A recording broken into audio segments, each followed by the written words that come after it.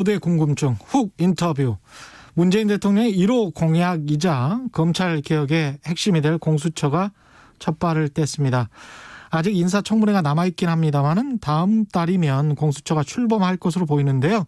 이런 가운데 여당은 검찰의 수사권과 기소권이 완전히 분리되는 개혁 법안을 내년 상반기에 의결한다고 밝혔습니다. 2020년 검찰 개혁을 위해 걸어온 길, 그리고 내년 검찰개혁 시즌2 여당에서 준비하고 있는 법안들 직접 들어보겠습니다. 민주당 검찰개혁특위 소속의 황운하 의원 나와 있죠? 예, 안녕하세요. 예, 안녕하세요. 예, 의원님 안녕하십니까? 예. 일단은 김용민 더불어민주당 의원이 검찰청법 폐지안, 그리고 공소청법, 그러니까 공소청이라는 거를 신설하겠다는 제정안을 대표 발의했는데요. 의원님도 이제 이 법안 발의에 참여하신 걸로 알고 있습니다. 예. 예, 구체적으로 내용을 좀 소개해 주십시오. 예, 검찰이 우리 진행자님 생각하실 때는 그게 수사기관이 정체성입니까? 공소기관이 정체성입니까? 어떻게 생각하세요?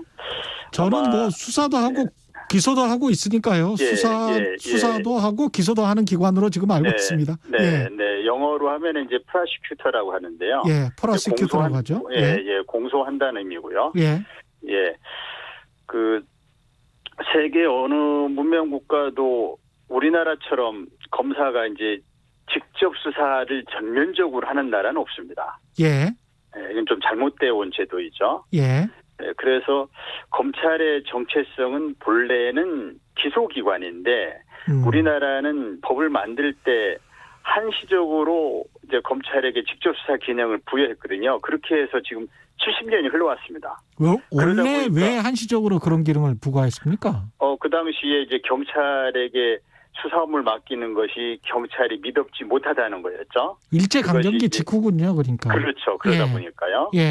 그래서 그 당시에 초대 검찰총장이던 한경만이라는 분도 수사 기소 분리 원칙을 천명하면서 그러나 아직은 준비가 덜 되었으니 좀 훗날 다시 논의를 해야 되겠다. 이렇게 한시적으로 검사에게 직접 수사를 부여했던 것이거든요. 근데 그게 이것이 이제 70년 동안 계속되어 오는 사이에 검찰이 이제 수사권을 자신의 본업으로 받아들이게 된 거죠.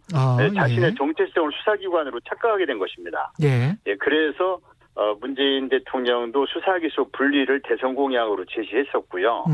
또 수사기소 분리가 글로벌 스탠다드입니다. 그래서 이제 우리도 선진 법치 국가처럼 수사권과 기소권을 분리하는 게 맞다.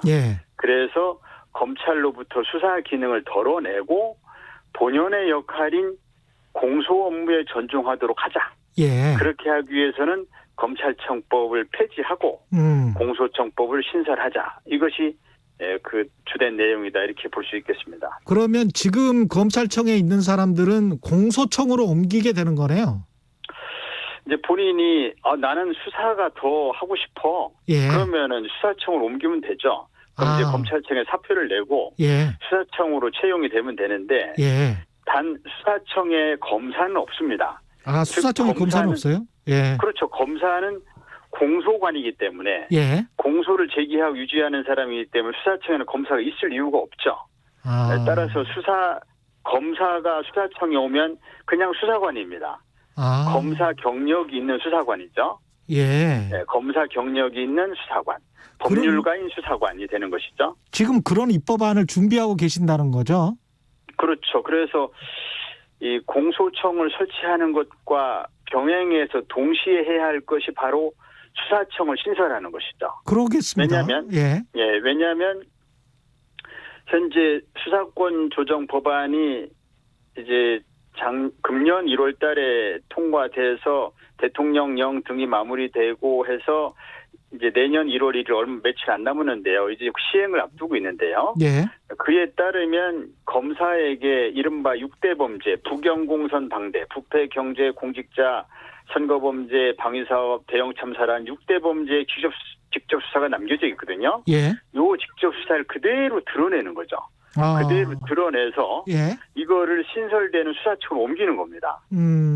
그렇기 때문에 검찰청법을 폐지하고 공소청을 신설하는 법안과 동시에 예. 수사청을 신설하는 법안이 동시에 추진이 되어야 되죠. 입법이 동시에 마련이 되어야 되는 것이죠. 예. 둘 다 청이군요. 청. 그렇죠? 예, 수사청, 그렇죠. 공소청. 예. 물론 이제 그 수사청을 처루하자는 의견도 있습니다. 지금 공수처처럼 예. 처루할 수도 있고 청구를 할 수도 있고 그것은 추후 논의되는 과정에서 뭐 논의할 문제고, 예. 그건 뭐 그다지 중요한 건 아닙니다. 청이냐 처냐 하는 건 중요한 건 아니죠. 네. 이게 지금 별도 수사기관을 만든다 이거죠. 예. 공수처 출범도 사실은 엄청난 진통을 겪었습니다. 근데 이제 국민의힘 입장은 아무래도 눈치를 봐야 될 것도 같고 그런데 어떻게 생각하십니까? 글쎄요, 이제 국민의힘도 가만히 생각하면은 검찰의 힘을 빼야 된다는데 다 동의할 겁니다. 예. 지금 국민들 여론조사를 해봐도 검찰이 개혁이 필요하다. 검찰권이 너무 세니까 검찰권을 분산시켜야 하고 축소시켜야 한다는 데에 대해서는 다들 동의하지 않습니까? 예. 예, 그래서 국민의힘도 검찰권을 축소시켜야 한다. 또는 그 방법이 수사기소 분리다라는 거에 대해서는 동의할 것입니다. 그런데 지금 검찰이 문재인 정부를 이제 수사권을 가지고 공격하는 형국이 있지 않습니까? 그러다 보니까 검찰총장이 반문재인 정서의 중심에 서 있는 그런 형국이거든요. 그렇죠. 그러다 보니까 검찰과 야당이 이상하게 이제 동맹분이 돼버렸습니다. 그래서 검찰이 싫어하는 걸 같이 싫어해주고 검찰이 반대하는 걸 같이 반대해주는 그런 어떤 이해관계를 같이 갖는 그런 상황이 돼서 그렇지 개별 의원들은 다 그 검찰권 축소 분산에 다 동의할 겁니다.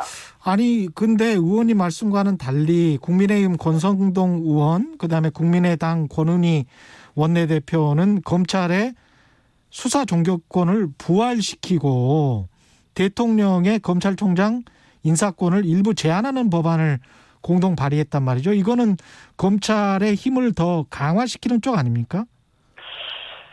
그러니까 뭐 정략적인 판단이겠죠. 네. 검찰권을 강화한다는 거에 대해서 어떤 의원이 그런 생각을 하겠습니까? 그런데 지금 이제 일단 뭐 정치적인 계산으로 뭐 법안 발의야 얼마든지 할 수 있죠. 그리고 여당이 수사기소 분리법안을 추진한다 하니까 맞불을 놔야 된다는 그런 생각으로 뭐 그런 법안을 발의할 수 있겠죠. 네. 법안 발의야 의원들의 고유 권한이고 자유지 않습니까? 말릴 수도 없고요. 예, 그건 의원의 자유다.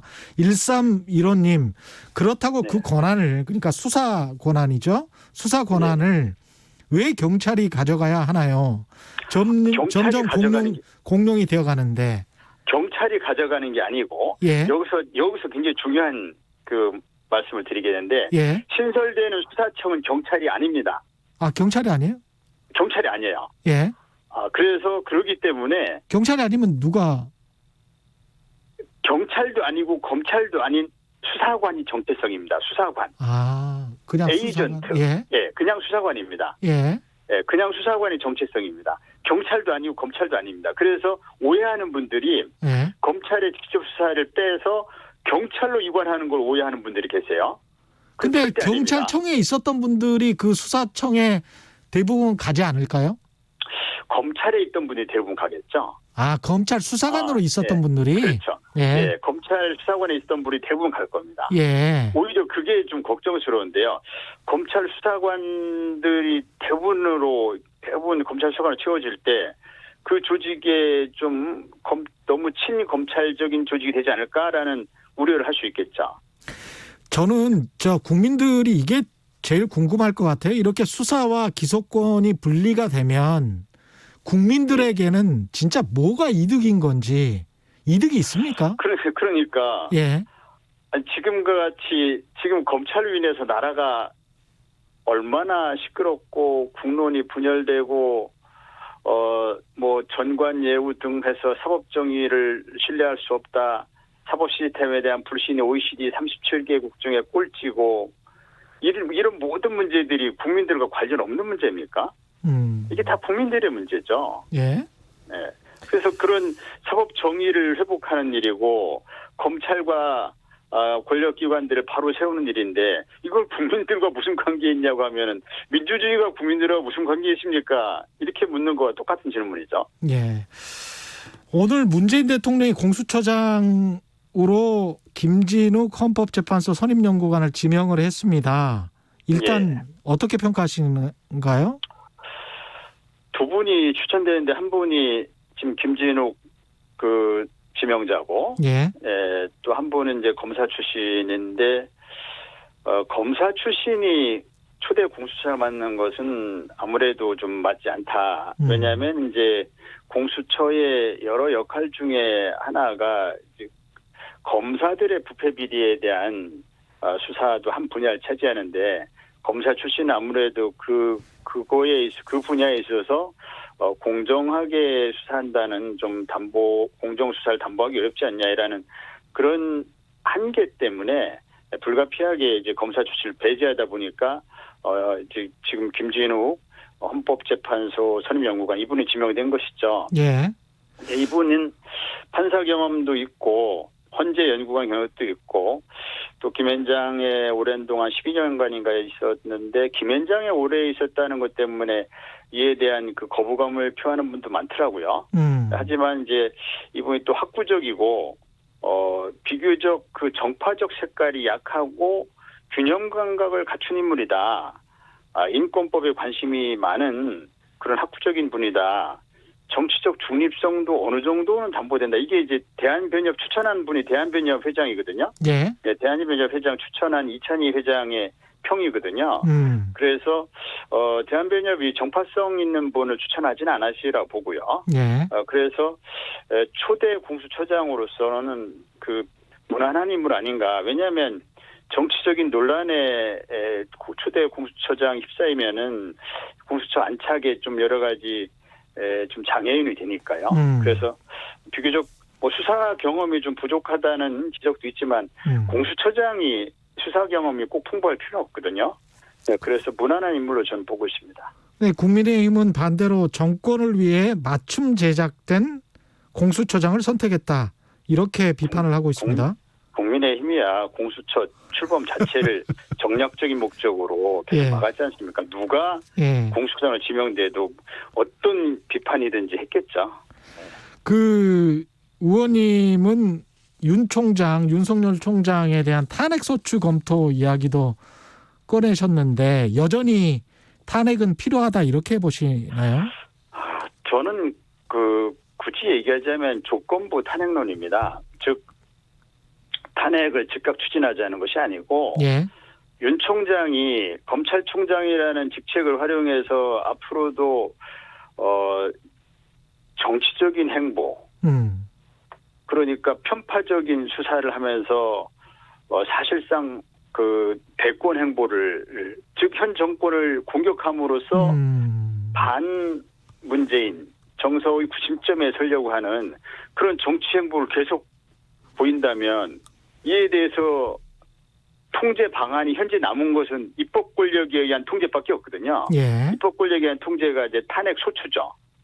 그래서 이것을 그 헌법과 법률에 위배된 검찰총장의 그런 그 비위, 중대한 비위를 입법부가 이걸 수수방관하고 있는 것은 입법부의 직무유기죠. 그렇기 때문에 그런 상황이 온다면 탄핵을 해야 한다라는 그 조건부 탄핵론에 가깝고요. 지금은 검찰 제도 개혁에 집중해야 할 때다. 저는 뭐 그런 생각을 하고 있습니다. 그리고 국민들께서 코로나 문제를 굉장히 힘들어하시고 여러 가지 부동산 문제 등 때문에 굉장히 짜증나 계시기 때문에 이런 코로나 방역 문제나 부동산 문제 이런 등에 좀 당력을 집중해야 한다. 저는 그렇게 보고 있습니다. 그렇지만 탄핵은 언제든지 있을 수 있는 칼집에 넣어둔 예리한 칼로 가지고 있어야 한다 이렇게 생각하는 것이죠. 마지막으로 짧게 경찰법 개정안 있잖아요. 이것도 지금 계속 추진 중이죠? 경찰법 개정 마무리됐죠. 네, 경찰 개혁은 그냥 거의 다 진행된 걸로 봐야 됩니까? 아니면 더 남았어요? 다 된 겁니까? 끝나서 예. 구속은 출범했고 예. 자치경찰제 도입됐고 예. 다만 자치경찰제는 이게 이제 경찰법이 1월 1일 며칠 안 남았는데 새해부터 시행이 되는데 예. 다만 자치경찰제만은 6개월의 유예 기간을 뒀습니다. 준비 기간을 둔 것이죠. 그렇군요. 그 외에는 다 마무리돼서 1월 1일부터 시행이 됩니다. 경찰법 관련 개정은 마무리된 겁니다. 네. 알겠습니다. 지금까지 황운하 더불어민주당 의원이었습니다. 고맙습니다. 네.